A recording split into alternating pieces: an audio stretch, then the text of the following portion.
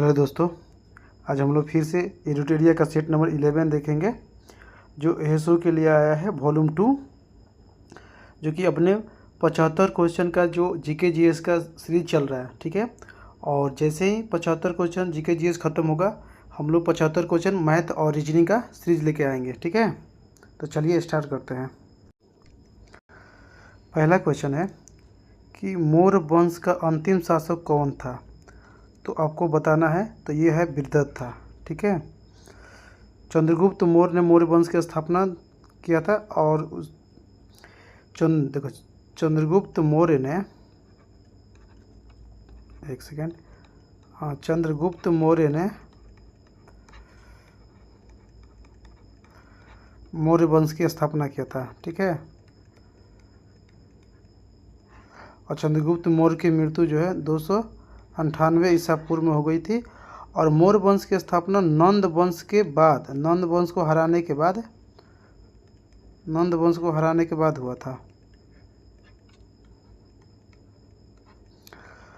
और ये चाणक्य की सहायता से चंद्रगुप्त मौर्य ने इसको हराया था। ठीक है, नेक्स्ट क्वेश्चन चलते हैं।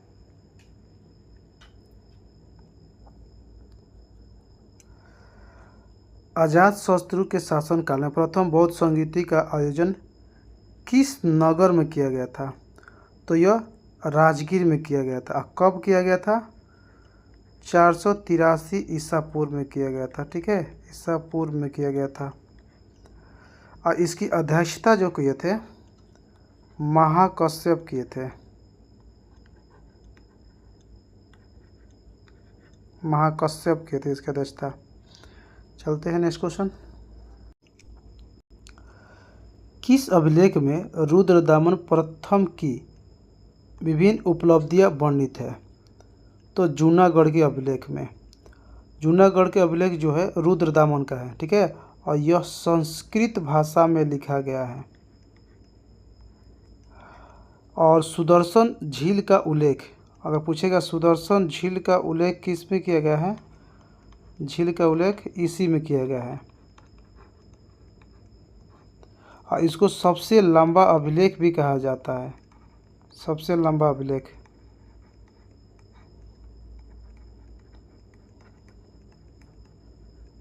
ठीक है, तो ये ध्यान रखिएगा। फोर्थ नंबर क्वेश्चन देखते हैं।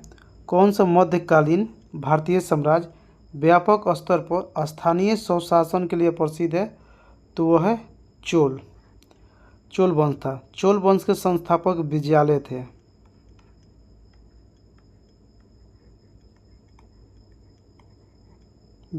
थे।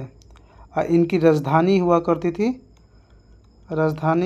थी तंजौर। ठीक है, तंजौर इनकी राजधानी थी। चलते हैं नेक्स्ट क्वेश्चन। बहमनी साम्राज्य की स्थापना किस वर्ष हुई थी, तो बहमनी साम्राज्य की स्थापना 1347 में हुआ था। और इसके संस्थापक थे, इनका दो नाम है। देखिए, पहला नाम था अलाउद्दीन हसन गंगू कहा जाता था। लेकिन बाद में इन्हीं का नाम अलाउद्दीन बहमन शाह हो गया। ठीक है, तो ये दोनों व्यक्ति एक ही आदमी के नाम है। शेख बहाउद्दीन जकरिया किस संप्रदाय से संबंधित है, तो यह सोहरावर्दी संप्रदाय से संबंधित है। फिरोज तुगलक द्वारा स्थापित दार उल सफ़ा क्या है, तो दार उल सफ़ा एक खैराती अस्पताल हुआ करता था। देखिए, एफएसटी के बारे में कहता है, फिरोज शाह तुगलक के बारे में। इसको सल्तनत काल का अकबर कहा जाता है, सल्तनत काल का अकबर।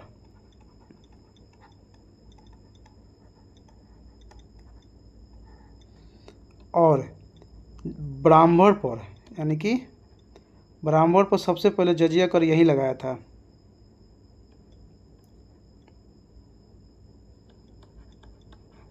पर जजिया यहीं लगाया था।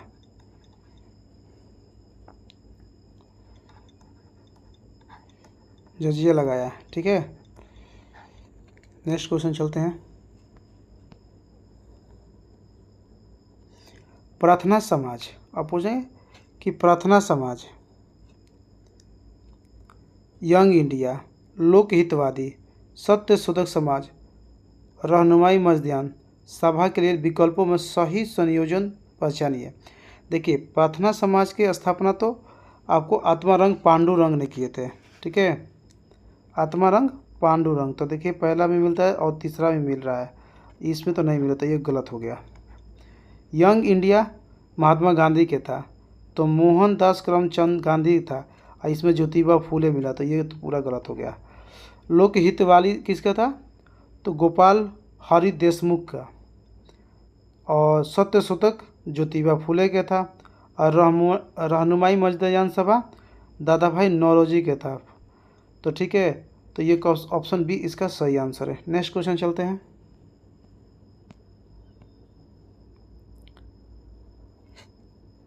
निम्नलिखित में महात्मा गांधी का भारत में पहला सत्याग्रह कौन सा था, तो वो था चंपारण। कब हुआ था, 1917 में।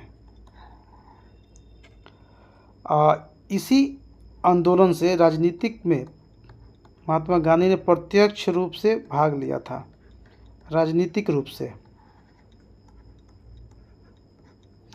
प्रत्यक्ष भाग लिया था, ठीक है। नेक्स्ट क्वेश्चन चलते हैं। भारतीय उच्चायुक्त के पद का किस अधिनियम में सृजन हुआ, तो उच्चायुक्त का पद अधिनियम भारत सरकार अधिनियम 1919 में हुआ था। अब ये कब आया था, जेम्स फोर्ड के समय आया था, जेम्स फोर्ड के समय आया था, ठीक है।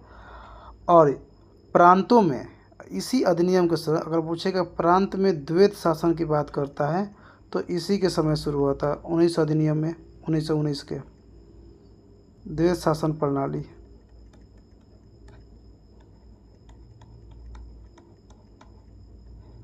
ठीक है। तो ऑप्शन बी इसका सही आंसर है।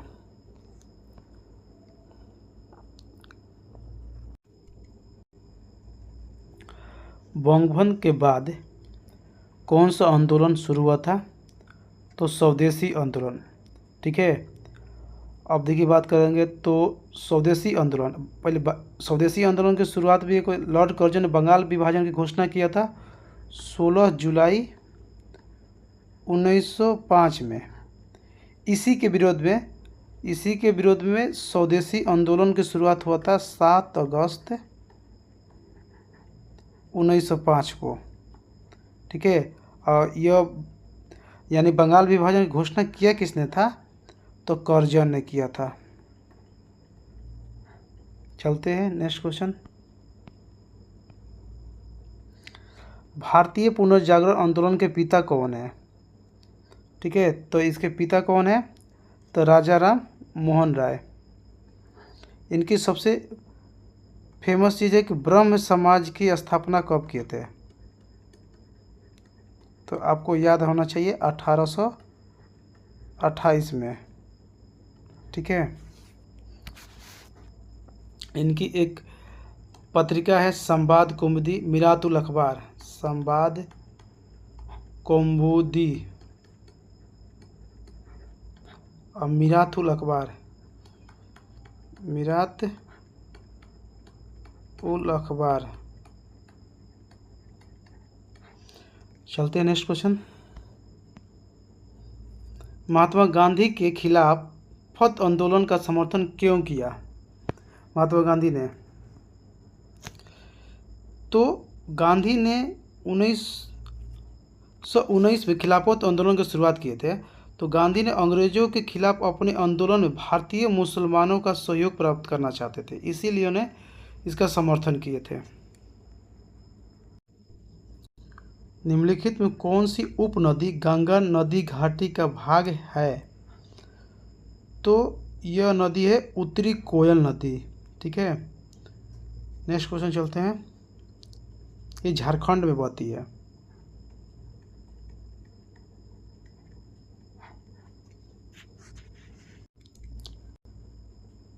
निम्नलिखित में कौन से जनजाति और राज्य की कौन सी जोड़ी सही सुमेलित नहीं है, आपको नहीं बताना है। तो भील गुजरात की है, सही है। गद्दी हिमाचल प्रदेश की, सही है। कोटा तमिलनाडु की है। और टोंडा केरल की नहीं बल्कि ये भी तमिलनाडु की है, ठीक है, ये भी तमिलनाडु की है, ठीक है। तो ये गलत है। नेक्स्ट क्वेश्चन चलते हैं। तुमापली खदान, जिसे दुनिया का सबसे बड़ा यूरेनियम का भंडार माना जाता है, ये कहाँ है? आंध्र प्रदेश में स्थित है। और आंध्र प्रदेश में कहाँ स्थित है? तो आपको कुडप्पा जिला में, कुडप्पा जिला में स्थित है ये। और कितना करीब यूरेनियम उपलब्ध है यहाँ पर? तो 85,000 टन यहाँ पर उपस्थित है भंडार के रूप में। भारत के एक राज्य की निम्न विशेषताएं हैं। इसकी उत्तरी भाग शुष्क और अर्ध शुष्क है। इसके मध्य भाग में कपास की खेती होती है। तो कपास की खेती आपको पता ही होगा, या तो महाराष्ट्र में होगा या गुजरात में होगा। खाद्यान्न फसलों की तुलना में नकदी फसलों की प्रमुखता दी जाती है। तो आपको यह गुजरात के बारे में कहा जा रहा है। ऑप्शन बी सही आंसर है। निम्नलिखित कथनों पर विचार करें। चिराग-ए-शरीफ नामक तीर्थ स्थान कश्मीर हिमालय में स्थित है, ये बिल्कुल सही है। कश्मीर हिमालय में झेलम, चिनाब, रामगंगा यूपी में बहती है। ये काली नदी यूपी में बहती है, तो ये कथन गलत है। श्रीनगर सतलुज नदी के किनारे नहीं, ये सतलुज नदी के किनारे नहीं है, ये झेलम नदी के किनारे स्थित है, तो ये भी कथन गलत है। उपयुक्त में कौन सा कथन सही है? तो केवल एक जो है सही आंसर है। चलते हैं। बोला कि भारतीय प्लेट सीमा के संबंध में कौन सा कथन सत्य है? तो आपको ये सत्य बताना है। तो भारतीय प्लेट के अंतर्गत प्रायद्वीपीय भारत और ऑस्ट्रेलिया महाद्वीप का भाग शामिल है। तो बात सही है, प्रायद्वीपीय भारत और ऑस्ट्रेलिया महाद्वीप भाग दोनों शामिल है। दूसरा है, भारतीय प्लेट की सीमा महाद्वीपीय और महाद्वीपीय अभिसरण के रूप में, ये भी कथन सही है। पेंजिया के विभाजन के बाद भारत की पूरब की ओर खिसकने से हिमालय का उत्थान हुआ। नहीं, पूरब की ओर नहीं, आज के डेट में देखा जाए तो हिमालय उत्तर की ओर है, तो उत्तर की ओर विस्थापन हुआ, तो ये तो गलत हो गया। तो कौन सा कथन सत्य है? तो 1 और 2 सही आंसर इसका। चलते हैं नेक्स्ट क्वेश्चन। भारत में आने वाले भूकंपों के संबंध में कौन सा कथन सही नहीं है? तो आपको क्या बताना है कि इसमें नहीं कौन सही है। लातूर भूकंप वर्ष 1993 में आया था। वह क्षेत्र प्रायः भूकंप मुक्त क्षेत्र है। तो आपको बिल्कुल ये सही बात है कि ये भूकंप मुक्त क्षेत्र था। लातूर के भूकंप का कारण जलाशय जनित चट्टानी दरारें थी। नहीं, ये बात गलत है, जलाशय जनित चट्टानी दरार नहीं थी। कोयना बांध क्षेत्र में भूकंप का कारण भारतीय प्लेट का खिसकना था, ये भी कथन सही है, गलत है। तो डी इसका सही आंसर है। चलते हैं नेक्स्ट क्वेश्चन।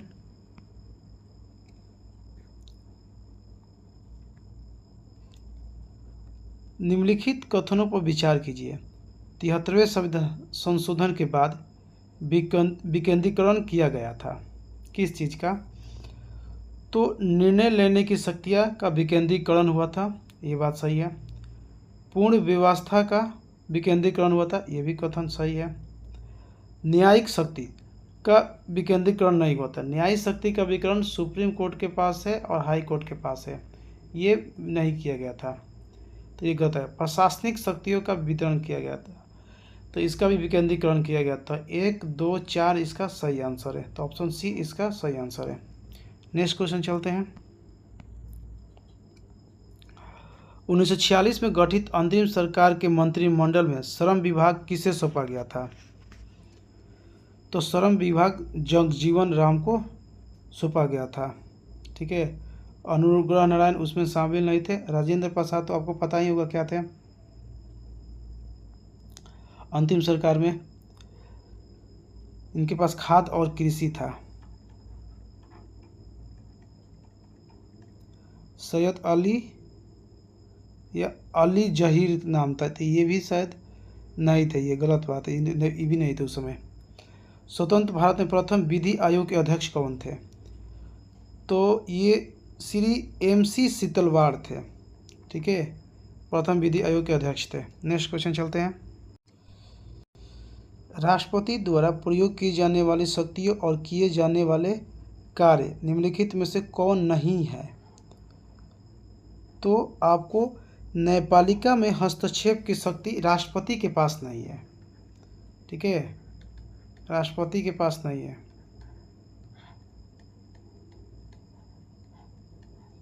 चलते हैं नेक्स्ट क्वेश्चन। संसद के विभिन्न मामलों को निर्धारित करने के लिए कितने प्रकार की बहुमत की आवश्यकता होती है? तो 4 प्रकार की बहुमत की आवश्यकता होती है। कौन कौन होती है? एक होता है साधारण, पहला। दूसरा होता है पूर्ण बहुमत,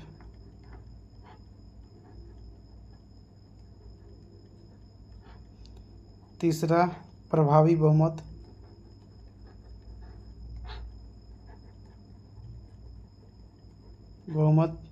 और चौथा कौन सा होता है? विशेष बहुमत।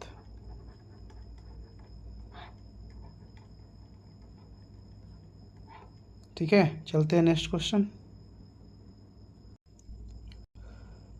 राज्य विधान परिषद के सदस्य निम्नलिखित में किस श्रेणी में नहीं चुने जाते हैं?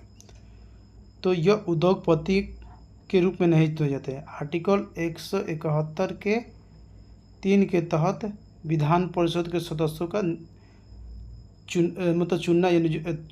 चुना जाता है, नियुक्त नहीं किया जाता है, चुना जाता है। इसमें धर्म, जाति, लिंग या जन्म के स्थान पर के आधार पर भेदभाव का निषेध किस अनुच्छेद में किया गया है? तो आर्टिकल 15 में किया गया है। ठीक है, आर्टिकल 21 जो है 22, ये गिरफ्तारी से संबंधित है। ये आपको नौकरी में आरक्षण से संबंधित है।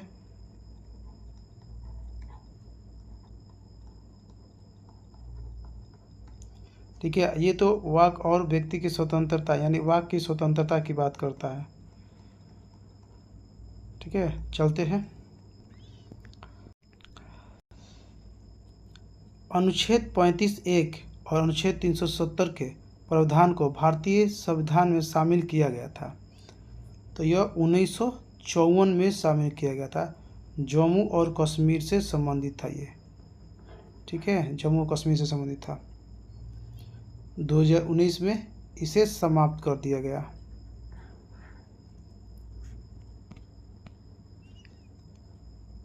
भारत के मध्य अर्धशतक में अपनाए गए महालोबिस प्लान मॉडल का उद्देश्य क्या था? तो ये आपका उद्देश्य था कि भारी उद्योगों की स्थापना करना और पूंजी को संघन से थे। ठीक है, जो पूंजी के संघन से थे।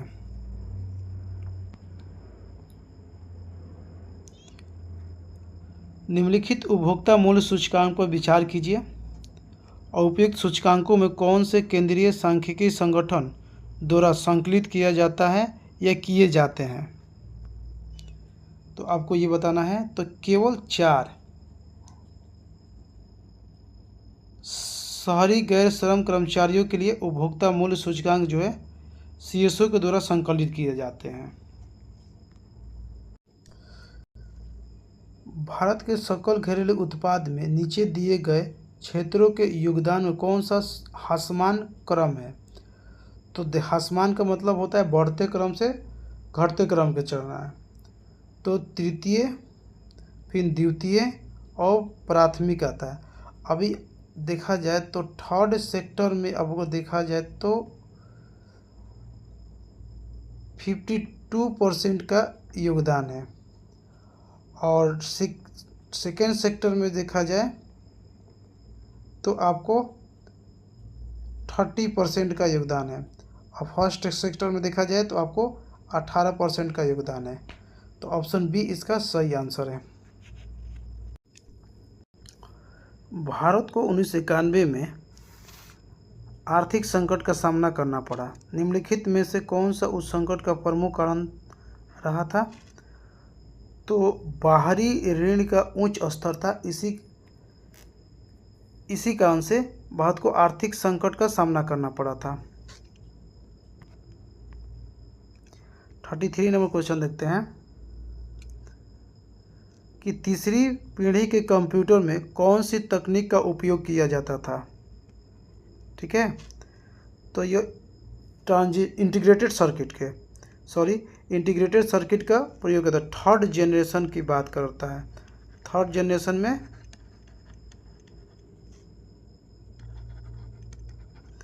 इंटीग्रेटेड सर्किट का प्रयोग किया जाता था।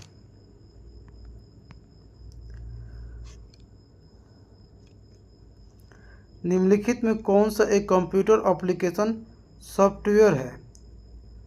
तो यह वर्ड प्रोसेसर जो है एक सॉफ्टवेयर है। ठीक है। नेताजी सुभाष चंद्र बोस हवाई अड्डा कहाँ स्थित है? तो ये तो सबको पता है, कोलकाता में स्थित है। पटना में कौन है? जयप्रकाश नारायण, जेपी जयप्रकाश नारायण। चौधरी चरण सिंह कहाँ है? लखनऊ में। चौधरी चरण सिंह।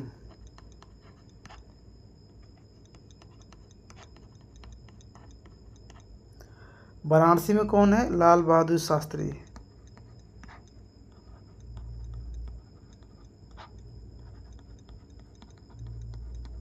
ठीक है। फ्रांस के संसद को किस नाम से जाना जाता है?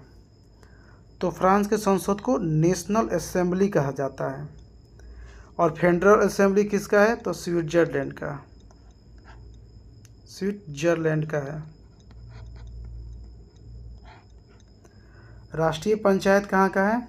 तो नेपाल का है। जातीय संसद कहाँ का है? तो बांग्लादेश का।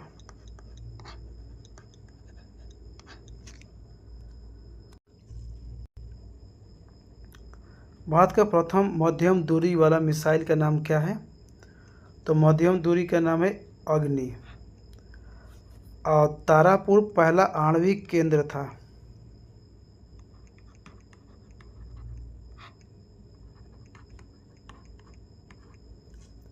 और पृथ्वी प्रथम प्रक्षेपास्त्र था।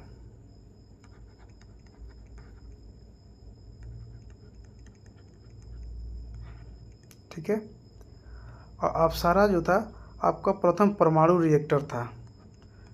प्रथम परमाणु रिएक्टर।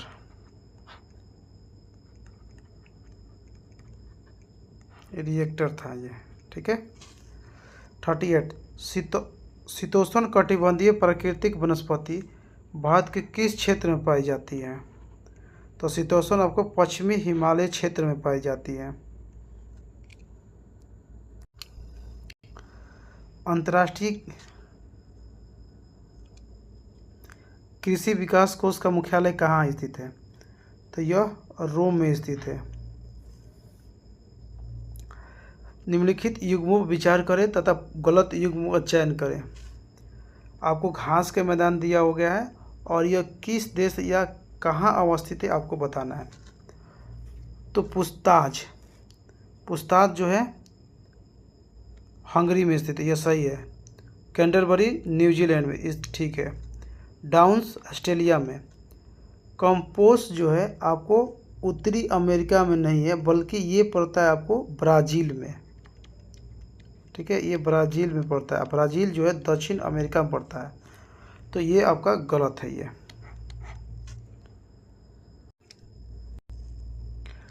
आधार वर्ष 2024 के साथ उपभोक्ता मूल्य सूचकांक के आंकड़े निम्नलिखित में से किस मंत्रालय द्वारा जारी किया गया है?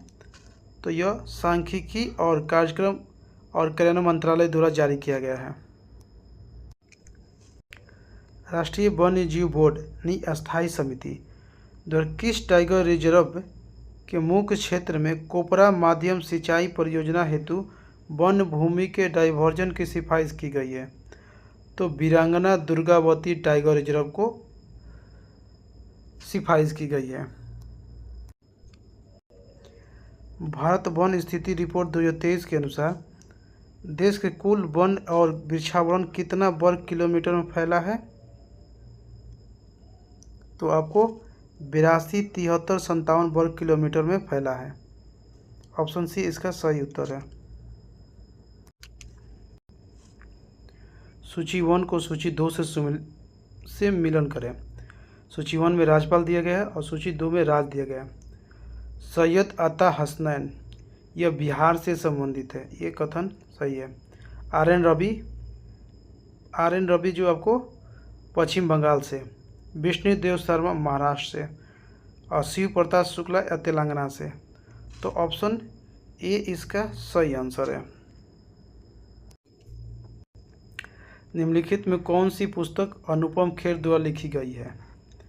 तो different but no less Anupam Kher के द्वारा लिखी गई है। ये Mother Mary came to me Arundhati Roy की है।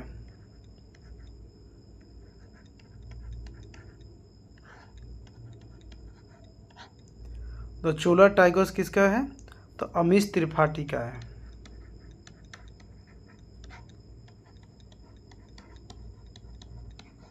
अमीश त्रिपाठी का है। तो ऑप्शन ए इसका सही आंसर है। बिहार आर्थिक सर्वेक्षण 2025-26 के अनुसार बिहार का सबसे लंबा राष्ट्रीय राजमार्ग कौन सा है? तो NH-27 जो है सबसे लंबा राष्ट्रीय राजमार्ग है। इसकी लंबाई जो है 483 किलोमीटर है। ठीक है।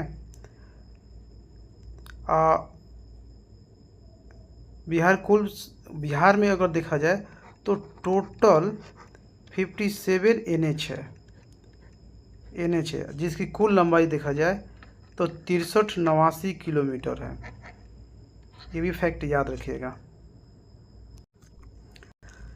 बिहार बजट 2026-27 के अनुसार राज्य की राजकोषीय घाटा फिजिकल डिफिसिट की बात करता है तो कितना प्रतिशत रहने का अनुमान है?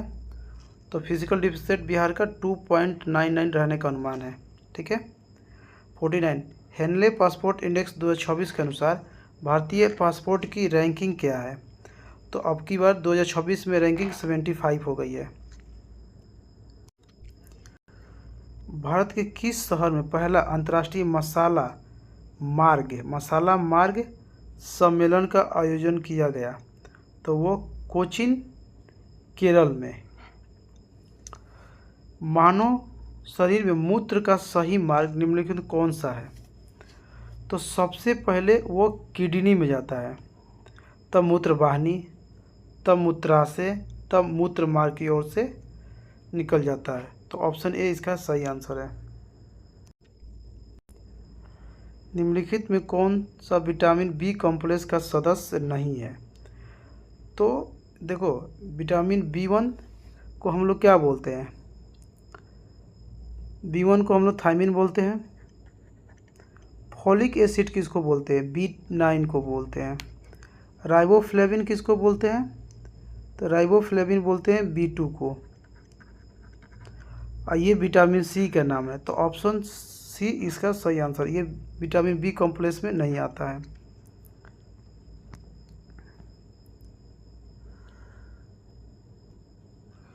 इसमें गोल्डन चावल के बारे में पूछा गया है, कौन से विटामिन पाया जाता है? तो गोल्डन चावल में थोड़ा धुंधला हो गया है। ए इसका सही है, विटामिन ए, जो कि एक गोल्डन चावल एक आर्टिफिशियल चावल है। ठीक है। इस विटामिन ए की मात्रा सबसे ज़्यादा मात्रा पाया जाता है। पॉलीसिथेमिया निम्नलिखित में किससे संबंधित बीमारी है? तो आपको बताना है पॉलीसिथेमिया के बारे में। तो यह लाल रक्त कोशिका की बीमारी है। निम्नलिखित कथन ए और कारण आर को पढ़िए और नीचे दिए गए कूट का सहायता से सही उत्तर का चयन कीजिए। कथन ए, अमीबा एक कोशिकीय एवं अनियमित आकार की कोशिका का उदाहरण है। ये कथन सही है। कारण देखते हैं, अमीबा में पोषण हेतु कूटपाद पाए जाते हैं, ये भी बात सही है।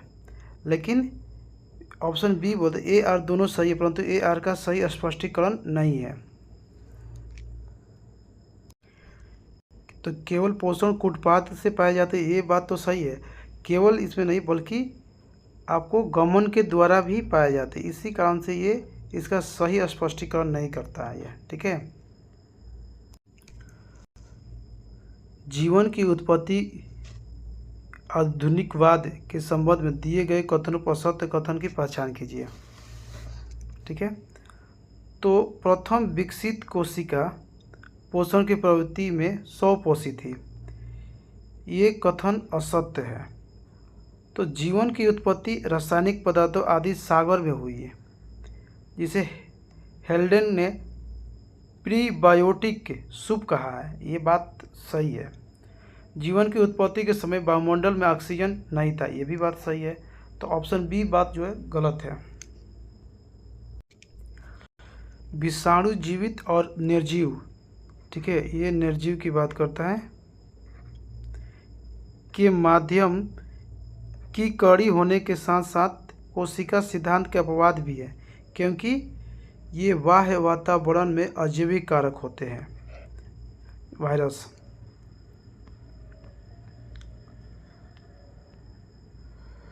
58 देखिए, थोड़ा सा सही से फोटो नहीं आ रहा, आप लोग थोड़ा मैनेज कर लीजिएगा। पादपों में पर्ण की आकारिकी के संदर्भ में निम्नलिखित कौन से कथन सही है?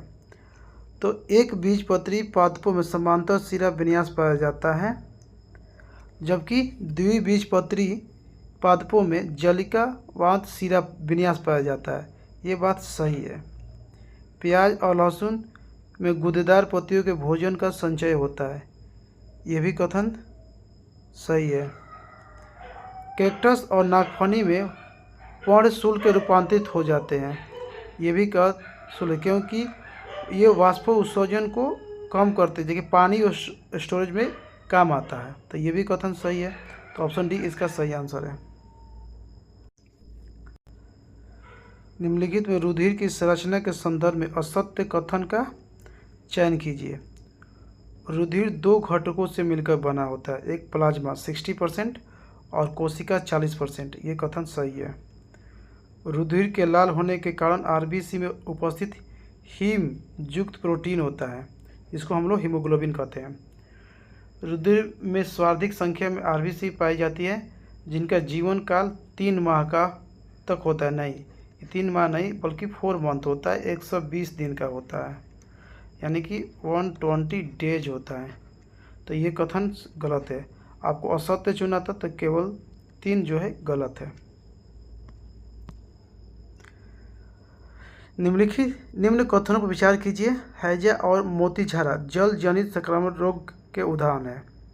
ठीक है, तो ये बात सही है। हैजा और मोतीझारा जल जनित, मोतीझारा टाइफाइड को कहा जाता है, जो कि जल से होता है। हैजा भी जल से, दूषित जल से पीने से होता है। निमोनिया, कोविड और इन्फ्लुएंजा वायु संचालित संक्रामक रोग है। संक्रामक का मतलब होता है कि खांसने उसने से आप में भी फैलने की चांसेस ज़्यादा है, तो ये भी सही है। तो कथन आपको सही चुनना है, तो 1 और 2 दोनों सही है। सूची 1 तथा सूची 2 का मिलान कीजिए और दिए गए कूट का प्रयोग करके उचित उत्तर दीजिए। वृत्तीय गति, वृत्तीय गति देखा जाए तो किस में होता है? तो पृथ्वी को परित चंद्रमा की गति को करती है, तो ये वृत्तीय गति हो जो कहलाती है। घूर्णन गति, घूर्णन गति देखा जाए तो लट्टू अपने अक्ष पर घूमता है, तो इसको घूर्णन गति कहते हैं। आवर्ती गति किसको कहते हैं? तो आवर्त गति, घड़ी के दोलक की गति को आवर्त गति कहा जाता है। और सरल रेखीय गति, नदी एक रास्ते से होकर गुजरती है, तो सरल रेखीय गति कहा जाता है। तो ऑप्शन देखा जाए तो ए का 3 और बी का 4, तो ये ऑप्शन बी इसका सही उत्तर है। 62 देखिए, विद्युत लेपन के संदर्भ में निम्नलिखित कथनों पर विचार कीजिए। तो आपको बताना है कौन से कथन जो है सत्य है। ठीक है, विद्युत लेपन विद्युत द्वारा किसी पदार्थ पर किसी वांछित धातु की परत निक्षेपित करने की प्रक्रिया है। तो ये कथन आपका सही है। विद्युत लेपन विद्युत धारा के रासायनिक प्रभाव का एक उपयोग है, ये भी कथन सही है। आभूषण बनाने वाली सस्ती धातुओं का विद्युत लेपन नहीं किया जा सकता, बल्कि सस्ती धातुओं का ही लेपन किया जाता है, तो ये कथन गलत है। तो कौन सा सही है? तो 1 और 2 सही आंसर है।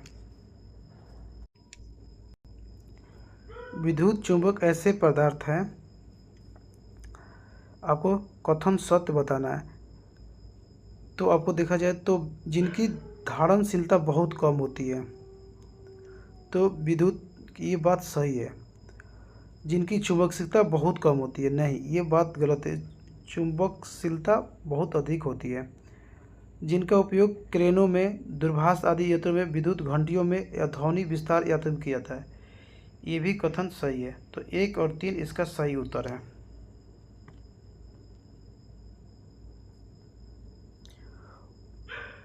उबलते जल की तुलना में उसी